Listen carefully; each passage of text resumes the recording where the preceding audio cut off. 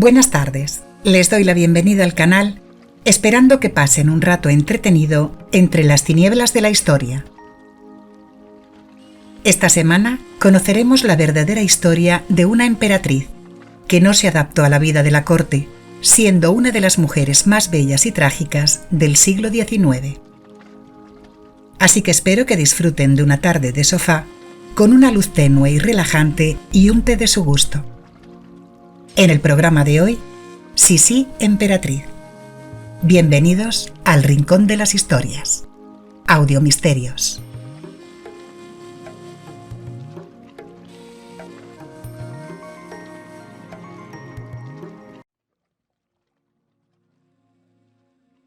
Elisabeth Amélie Eugenia von Bettexbach nació el 24 de diciembre de 1837, a las 10:43 de la Nochebuena, en Hebsoch-Maxpalais, en Múnich, Baviera. En la residencia de invierno que sus padres tenían en Múnich, en ese momento, Reino de Baviera. Isabel Amalia Eugenia, que llevaba su primer nombre en honor a su tía, hermana de su madre, que 3 años después de nacer ella se convirtió en reina de Prusia, nació con un signo aparentemente de mala suerte, un diente fuera, como también le había ocurrido a Napoleón.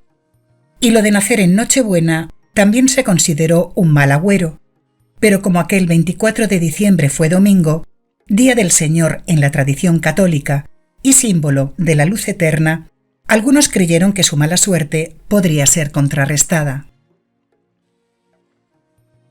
Su padre era el duque Maximiliano de Baviera, de una rama menor que los condes palatinos, un título nobiliario que se adaptó a los reinos germánicos. Y su madre, Ludovica de Baviera, hija del rey Maximiliano I de Baviera y de su segunda esposa. Por lo tanto, su madre pertenecía a un rango social mucho mayor que el de su padre, que era tan solo un duque de una rama secundaria, de la familia real. Por lo que ella, siendo princesa real de Baviera, se crió entre el Palacio Real de Múnich y el palacio de la residencia de verano de la familia real. Sus padres fueron muy desgraciados, ya que su madre estaba enamorada de un príncipe y futuro rey de Portugal, pero su familia no aprobó la unión por motivos políticos. Y su padre estaba muy enamorado de una mujer que no era aristócrata, con la que no se podía casar por cuestiones de rango social.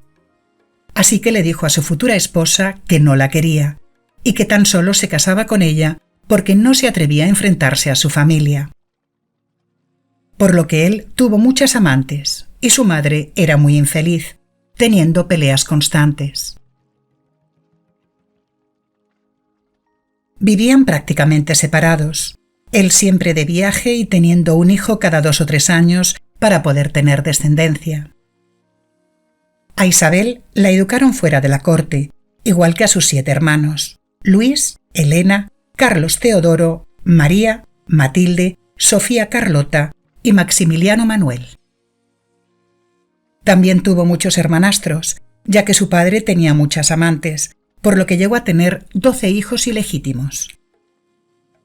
E incluso con algunos de ellos estuvo muy unido, más que con sus hijos habidos dentro del matrimonio.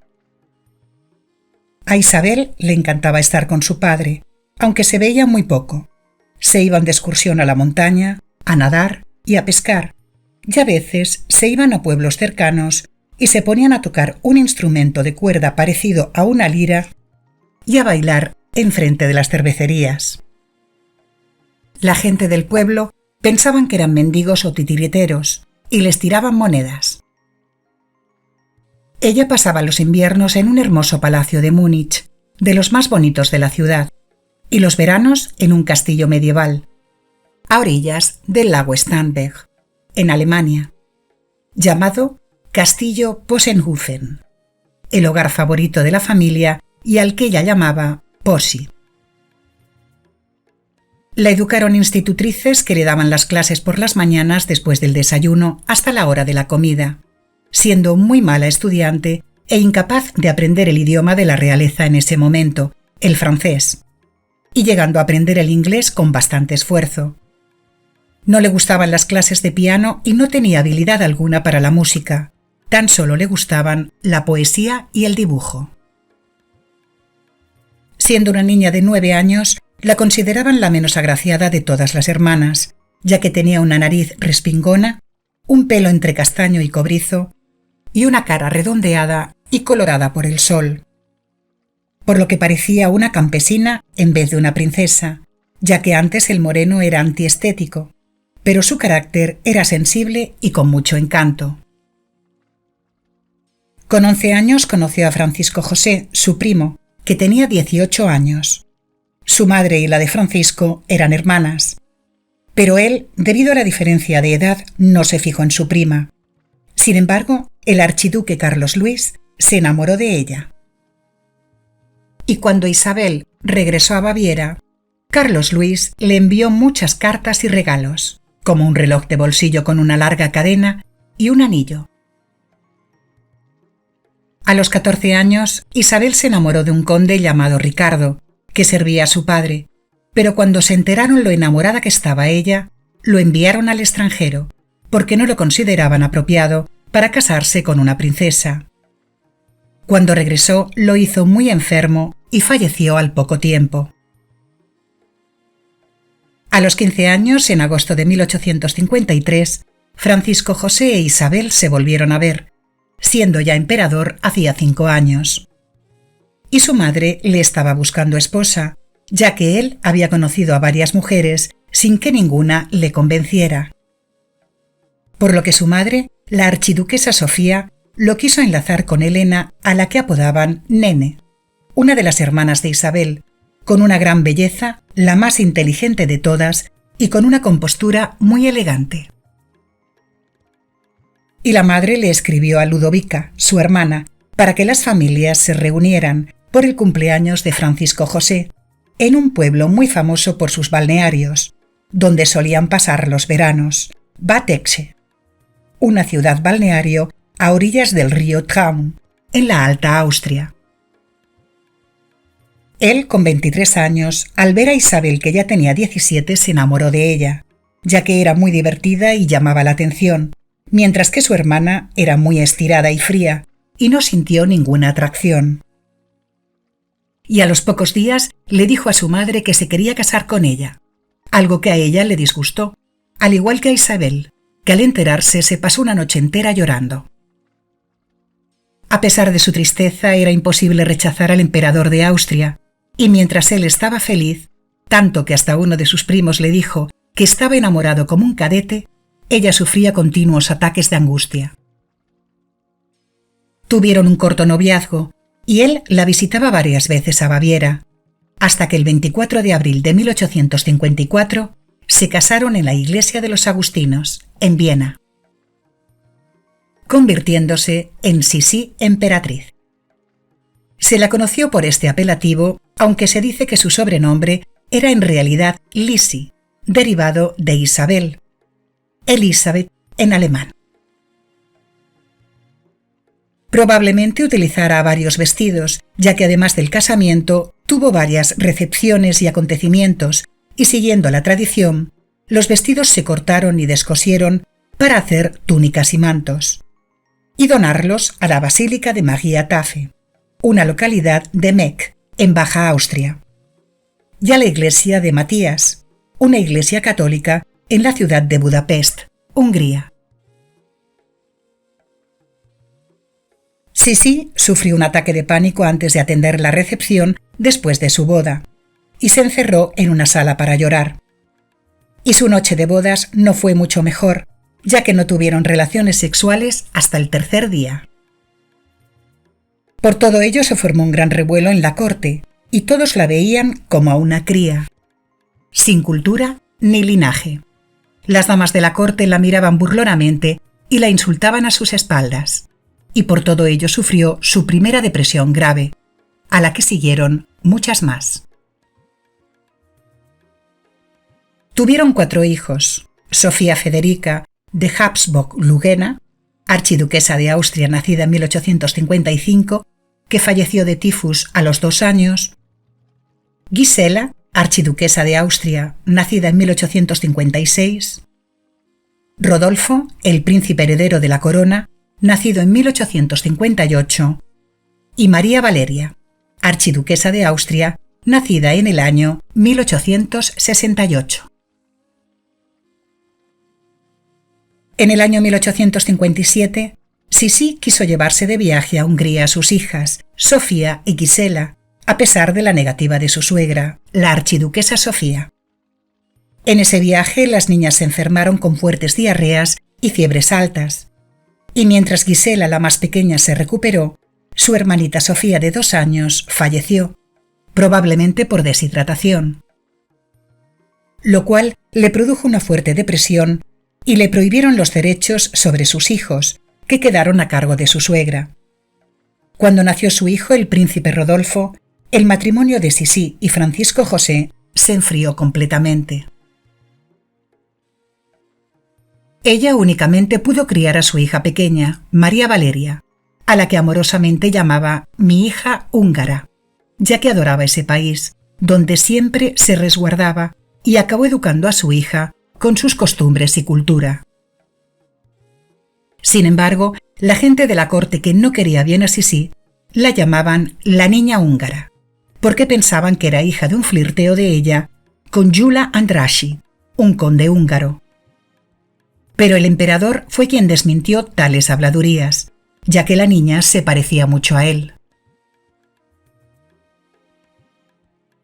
Sisi hablaba muchos idiomas: inglés, francés, alemán, húngaro y griego.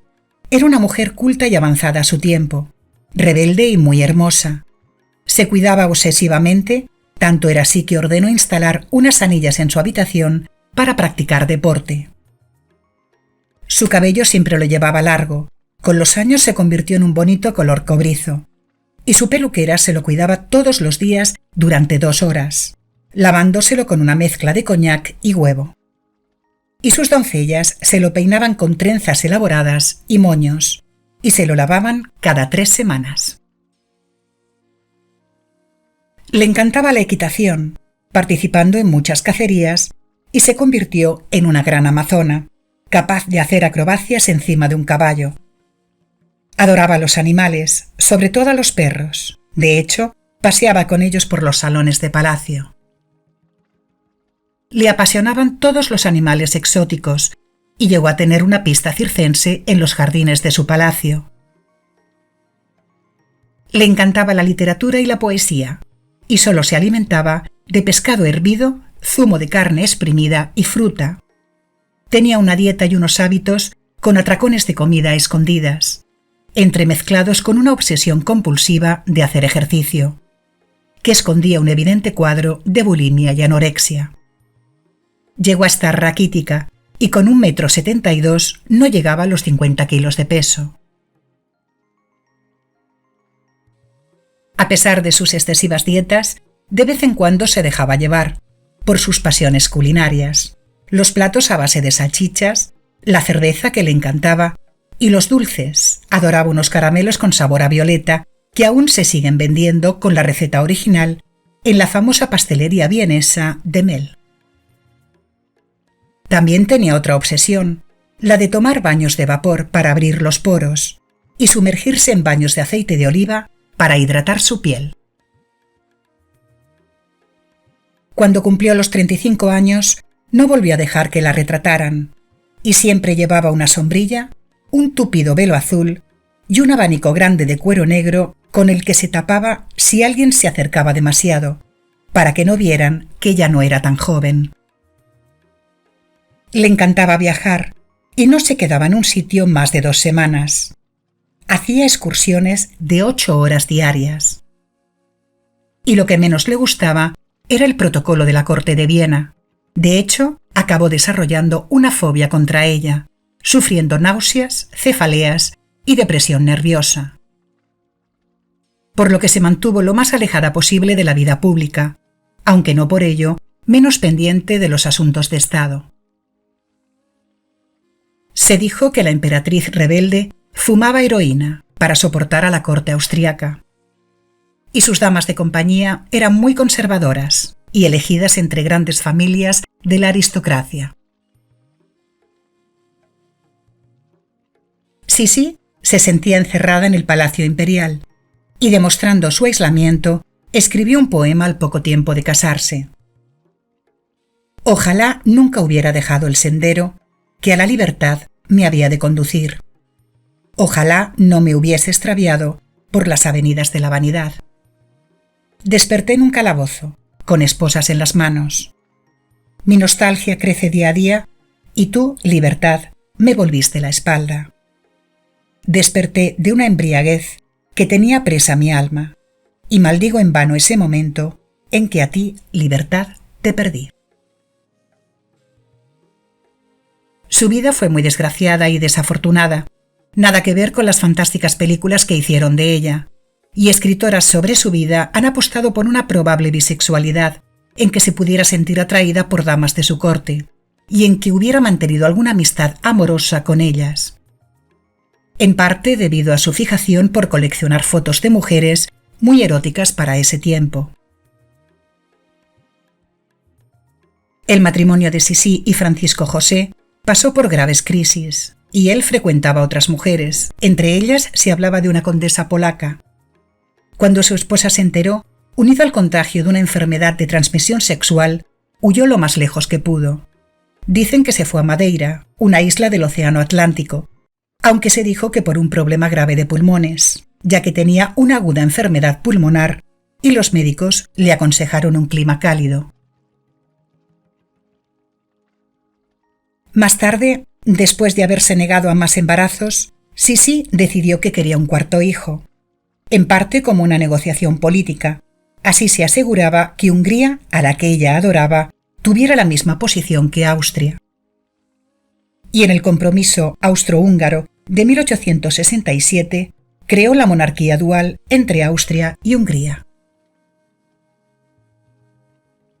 Y el conde Gyula Andrássy se convirtió en el primer ministro húngaro, coronando como gratificación a Francisco José como rey y Sisi como reina de Hungría, concediéndoles una residencia en el Palacio de Graszakovics, un palacio imperial en Hungría central, al noroeste de Budapest. Sisi dejó descuidadas sus tareas de Austria y comunicó que si el hijo que estaba esperando era varón, lo llamaría Esteban, haciendo honor al primer rey de Hungría, llamado el Grande y el Santo. Pero en 1868 dio a luz a una niña, a la que llamaron María Valeria, y a la que Sisi llamaba su hija húngara, con la que fue una madre entregada y muy cercana, a diferencia que con el resto de sus hijos. En 1889, su hijo, el príncipe Rodolfo, de 30 años de edad, que tenía trastornos psicológicos, causados probablemente por una estricta educación militar en su infancia, dicen que convenció a su amante, la baronesa María Becerra, una hermosa aristócrata de origen húngaro, a quitarse la vida junto a él. Por lo que en la madrugada del 30 de enero lo encontraron sin vida junto a su amante, en el pabellón de caza de Mayerling, cerca de Viena. Aunque también se habló de un complot contra Rodolfo, de los servicios secretos austríacos, por sus ideas liberales y radicales. También se habló de un complot de los servicios secretos franceses, por negarse a dar un golpe a la política de su padre. Todo ello basándose en cómo encontraron los cuerpos. Ella falleció de un apaleamiento y no de un disparo en la cabeza, y a él se le encontraron cortes en cara y varias partes del cuerpo que maquillaron en su funeral. A esta tragedia se la conoce por el drama o crimen de Mayerling, porque es el nombre del refugio de caza donde ocurrió. De un día para otro el emperador se quedó sin heredero del imperio austrohúngaro, y la emperatriz Sisi empezó a vestir solo de negro en sus vestidos como señal de luto el resto de su vida. Nunca más protagonizó un acto oficial y se fue de Viena. Casi nunca visitó a su marido, pero se mandaban cartas, convirtiendo su relación más emocional y espiritual, especialmente más cariñosa. Ella compró un barco, al que llamó Miramar, y recorrió el mar continental, que conecta con el resto del Océano Atlántico, el Mediterráneo. Uno de sus sitios favoritos fue en Cap Martin, en el sureste de Francia y Mónaco.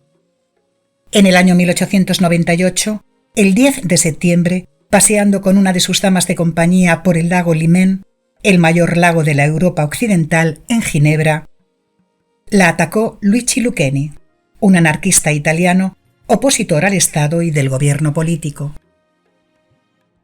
hundiéndole una fina daga en el corazón. Aunque Sisi en ese momento no se dio realmente cuenta de lo que había pasado, y creía que la herida no era muy profunda.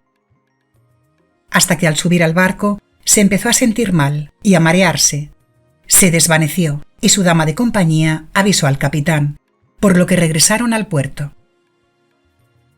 Y al desabrocharle el vestido, para que respirara mejor, vieron la mancha de sangre sobre el pecho. Sisi tuvo una importante pérdida de sangre, ocasionándole un taponamiento cardíaco, una fuerte presión en el pericardio, que es la membrana que recubre el corazón, causándole el fallecimiento con 60 años.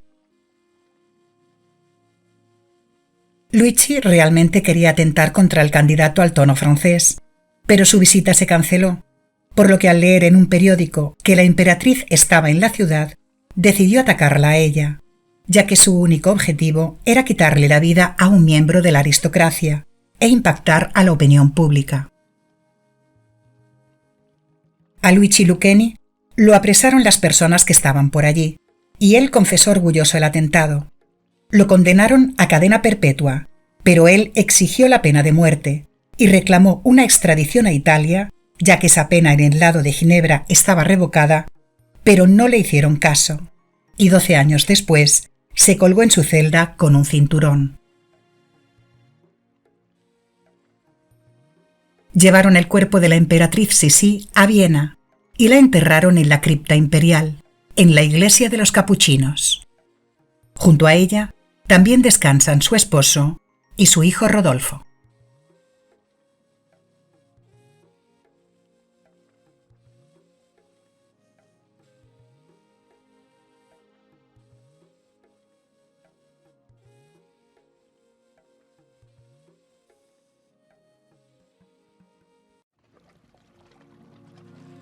Si les ha gustado, por favor accionen la campanita de notificaciones para saber que ha sido de su agrado y poder seguir ofreciéndoles contenido.